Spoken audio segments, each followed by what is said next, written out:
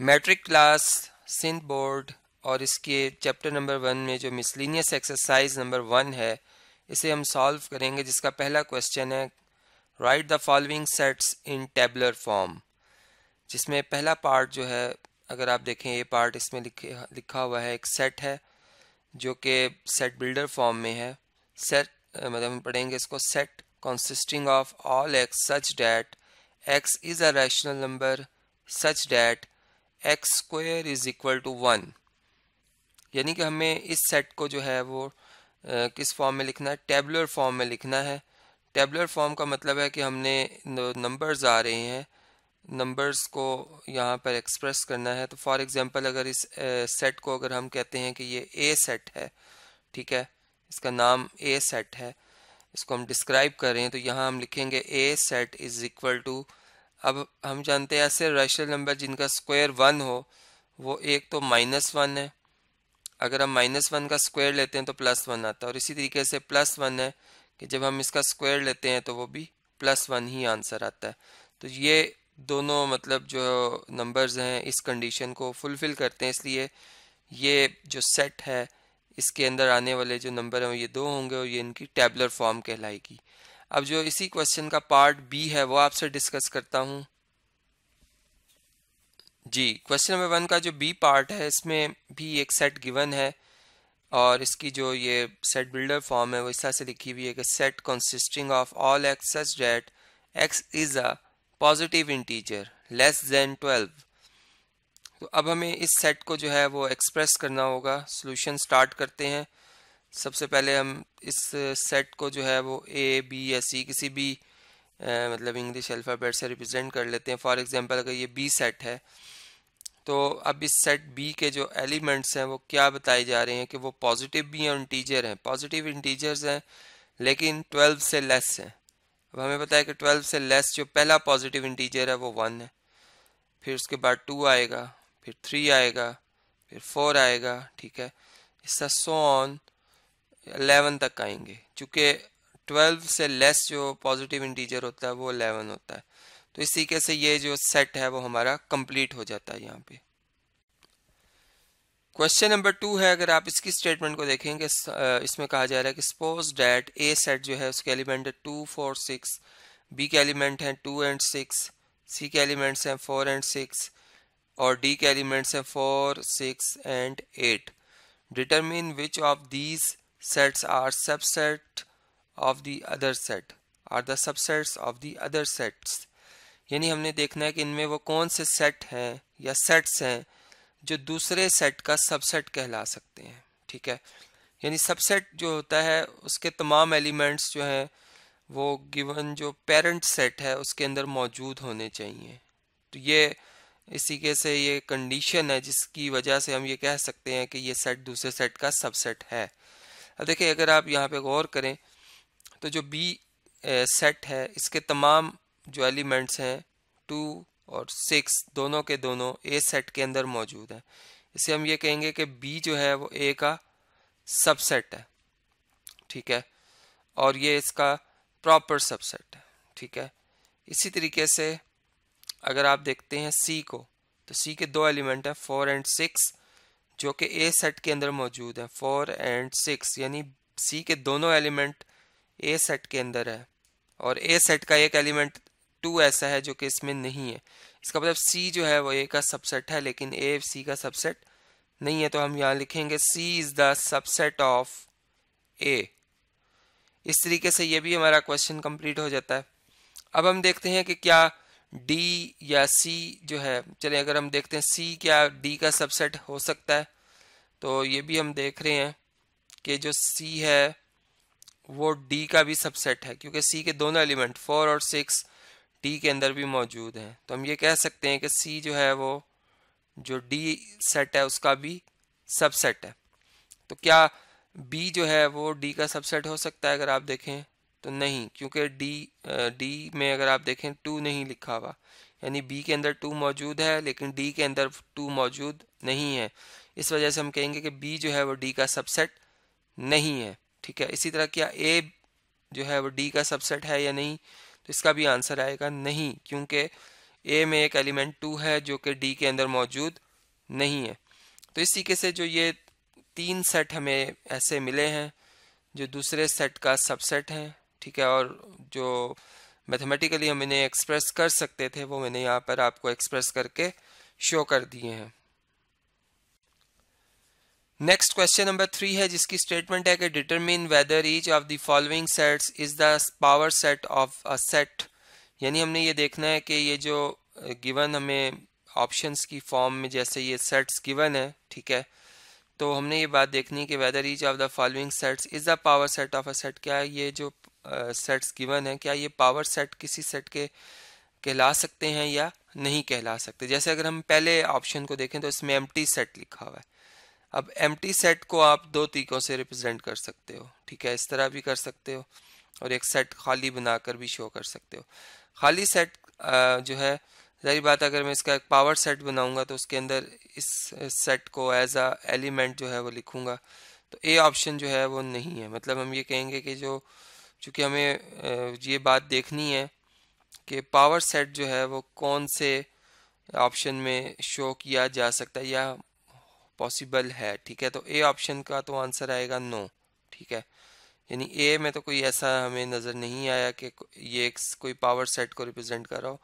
अगर आप बी को देखें तो बी जो है इसमें बी पार्ट में दो सेट गिवन, मतलब एक पावर सेट गिवन है जिसके अंदर दो सेट्स मौजूद हैं, एक एम्प्टी सेट मौजूद है और एक सिंगलटन सेट मौजूद है।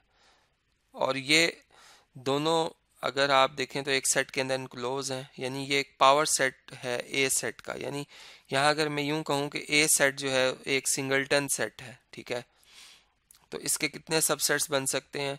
चूंकि इसका एक एलिमेंट है तो इसके नंबर ऑफ सबसेट जो होंगे वो दो होंगे, एक खाली सेट होगा और एक वो खुद होगा सेट। तो अगर आप उनको एक न्यू सेट के अंदर इनक्लोज करेंगे तो वो power set of the given set कहलाएगा। यानी ऑप्शन ए जो है ये रिप्रेजेंट कर रहा है एक पावर सेट को, सॉरी ऑप्शन बी जो है वो रिप्रेजेंट कर रहा है पावर सेट को। इसी तरीके से अगर आप सी ऑप्शन को देखें तो सी ऑप्शन में क्या लिखा हुआ है, अगर आप इसको गौर से देखें तो इसमें एक सेट है एम्प्टी, फिर एक सेट है ए सेट मतलब सिंगलटन सेट, फिर एक सेट है जिसके अंदर एम्प्टी सेट और ए दोबारा आ गए हैं। मतलब एम्प्टी सेट एक कोई एलिमेंट नहीं है, ये इट सेल्फ एक रिप्रेजेंटेशन है एक खाली सेट के लिए। तो एक सेट के अंदर एक खाली सेट और एक कोई नंबर हो ऐसा नहीं हो सकता, ठीक है। यानी ये जो सी ऑप्शन है ये किसी सेट को या पावर सेट को रिप्रेजेंट नहीं कर रहा है। क्योंकि अगर मैं पावर सेट बनाऊंगा तो जाहिर बात है जो सेट है उसको भी देखा जाएगा कि जिसके सबसेट्स को लेकर हम पावर सेट बना रहे हैं। तो यहाँ पर ऐसा कोई हमें नज़र नहीं आ रहा सीन। डी ऑप्शन को अगर आप देखें तो इसमें मतलब सी का आंसर नो हो जाएगा, ठीक है। इसका आंसर दे के आगे चलते हैं और इससे आगे जो डी ऑप्शन है अगर आप इसको देखें तो इसमें अगर मैं एक सेट बनाता हूँ ए फॉर एग्जांपल, उसके अंदर दो एलिमेंट रखता हूँ ए और बी, ठीक है। अब इसके नंबर ऑफ सबसेट्स कितने होंगे, वो होंगे 2 की पावर 2 यानी 4। तो एक सेट तो एम्प्टी सेट बनेगा इसका सबसेट, क्योंकि एम्प्टी सेट हर सेट का जो है वो होता है एक सबसेट। इसी तरीके से एक सेट जिसके अंदर खाली में ए लिख रहा हूँ सिंगलटन सेट, ये भी इस सेट का ए सेट का सबसेट है। इसी तरह अगर एक सेट में भी बनाता हूँ जिसमें एक एलिमेंट लिखता हूँ और वो बी है तो वो भी ए सेट का सबसेट है। और इसी तरह एक सेट में बनाता हूँ जिसके अंदर यही एलिमेंट दोबारा लिख देता हूँ, यानी हर सेट अपना इम्प्रॉपर सबसेट होता है। अब अगर अब आप देखें इन तमाम सेट्स को अगर हम एक न्यू सेट के अंदर इनक्लोज कर लें तो ये पावर सेट कहलाएगा इस सेट ए का, यानी इसको हम पी ऑफ ए लिखेंगे। तो इसका मतलब यहाँ भी यस आ रहा है आंसर कि डी ऑप्शन में और जो बी ऑप्शन है ये दोनों जो है वो सेट को रिप्रेजेंट कर रहे हैं, पावर सेट को रिप्रेजेंट कर रहे हैं। तो इस तरीके से ये प्रॉब्लम जो है वो हम अंडरस्टैंड कर सकते हैं। नेक्स्ट है जी क्वेश्चन नंबर 4, इसका ए ऑप्शन है। पहले स्टेटमेंट पढ़ लेते हैं क्वेश्चन नंबर 4 की। इसमें लिखा हुआ है कि let A set is equal to A B C D, यानी ए सेट के अंदर 4 एलिमेंट हैं ए बी सी डी और बी सेट के अंदर 2 एलिमेंट हैं वाई एंड जी। हमने कार्टेशियन प्रोडक्ट बनाना है ए का बी के साथ, ठीक है। यानी इसका अगर हम सोल्यूशन स्टार्ट करते हैं तो यहाँ पर हम लिखेंगे ए कार्टेशियन प्रोडक्ट बी, ठीक है। अब इसका असूल ये होता है कि आपने ऑर्डर पेयर्स बनाने होते हैं, और ऑर्डर पेयर में जो पहला आप एलिमेंट पिक करते हैं वो उस सेट से रिप्रेजेंट करते हैं जो यहाँ पर जब हम इसका कार्टेशियन प्रोडक्ट लिख रहे होते हैं तो जिसमें जो पहला सेट आ रहा होता है उसका एलिमेंट होता है, यानी ए का पहला एलिमेंट होगा और बी का दूसरा। यानी ए के साथ वाई भी आ सकता है और ए के साथ जी भी आ सकता है। इसी तरीके से अब सेकंड एलिमेंट बी जो है ए सेट के अंदर जो मौजूद है उसके साथ वाई भी आ सकता है और बी के साथ जी भी आ सकता है। इसी तरीके से सी के साथ जो है वाई भी आ सकता है, सी के साथ जी भी आ सकता है। इसी तरह अगर हम मज़ीद आगे चलें तो हम डी को देखें तो डी के साथ वाई भी आ सकता है और डी के साथ जी भी आ सकता है। तो ये तमाम एलिमेंट्स अगर हम एक सेट के अंदर इनक्लोज कर देते हैं तो ये जो है कार्टेशियन प्रोडक्ट इस तरीके से बन जाता है। अब नेक्स्ट जो पार्ट है इसी क्वेश्चन नंबर 4 का पार्ट नंबर बी, वो मैं आपसे डिस्कस करता हूँ। इसी तरह क्वेश्चन नंबर 4 का जो बी पार्ट है उसमें अगर आप देखें तो बी का ए से कार्टेशियन प्रोडक्ट लेना है हमने, तो बी सेट के एलिमेंट्स ऑर्डर पेयर में पहले आएंगे और ए के बाद में आएंगे। अब देखें बी का एलिमेंट वाई है तो वाई के साथ कौन कौन आ सकता है जी, वाई के साथ ए आ सकता है रिलेशन में, वाई के साथ बी आ सकता है, वाई और सी आ सकते हैं, इसी तरह वाई एंड डी आ सकते हैं। इसके बाद आप देखें तो अब बी के जो दूसरा एलिमेंट जी है उसकी बारी है, जी के साथ भी देखें तो ए का रिलेशन भी बन सकता है, जी और बी का भी है, जी और सी है, और इसी तरीके से जी एंड डी जो है इनका जो है वो ऑर्डर पेयर बन सकता है। इसी के से अगर हम तमाम ऑर्डर पेयर्स को एक सेट में इनक्लोज करेंगे तो ये कार्टेशियन प्रोडक्ट लाएगा बी का ए से। अब नेक्स्ट पार्ट जो सी है वो आपसे डिस्कस करता हूँ। नेक्स्ट है जी क्वेश्चन नंबर 4 का सी पार्ट। अगर आप इसको देखें तो इसमें आपने ए से कार्टेशियन प्रोडक्ट जो है वो बनाना है, जबकि ए सेट आपके सामने है जो आप देख सकते हैं स्क्रीन पे। तो ए से जो कार्टेशियन प्रोडक्ट है उसके लिए दोनों सेट ए ही हैं, यानी ए के साथ ए भी आ सकता है, ए के साथ बी आ सकता है, ए के साथ सी आएगा, ए के साथ डी आएगा। ठीक है, इसी तरीके से चूंकि अब इस सेट ए में भी 4 एलिमेंट है और दूसरे सेट ए में भी 4 एलिमेंट है तो इसके कार्टेशियन प्रोडक्ट के अंदर 4 × 4 16 जो है वो ऑर्डर पेयर्स आएंगे। इसी तरह अब ए का जो दूसरा एलिमेंट बी है उसके साथ भी ये तमाम का रिलेशन बनेगा, यानी बी के साथ ए भी आएगा, बी के साथ बी भी आ सकता है, बी के साथ सी और बी के साथ डी। इसी तरह अब सी अगर आप देखें तो सी के साथ ए, सी के साथ बी, सी के साथ सी, इसको क्लियर करके लिखते हैं, इसी तरह सी के साथ डी और इसी तरह सी के साथ, अब सी के साथ डी आ चुका है। इसी तरह लास्ट जो डी है तो डी के साथ ए, डी और बी, डी और सी का रिलेशन, इसी तरह डी और डी का। तो ये तमाम रिलेशंस को अगर हम एक ब्रैकेट में क्लोज कर लें तो ये कार्टेशियन प्रोडक्ट कहलाएगा इनका। ठीक है, इधर भी ब्रैकेट को मैं ज़रा बड़ा करके बना लेता हूँ ताकि तमाम ऑर्डर पेयर जो हैं वो नज़र आए हमें कि वो एक ब्रैकेट के अंदर इनक्लोज हुए हुए हैं।